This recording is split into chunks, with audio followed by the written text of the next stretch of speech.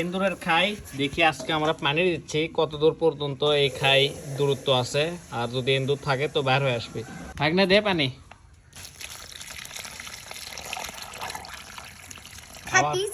আবার লাগা লাগা লাগা লাগা।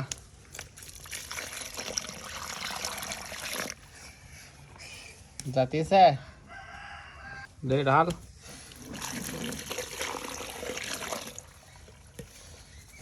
ভাই রে ভাই, ইমন কিন্তু হাফসে এবার পুরো একটা বালতি নিয়ে এলেছে। মামালি আয়,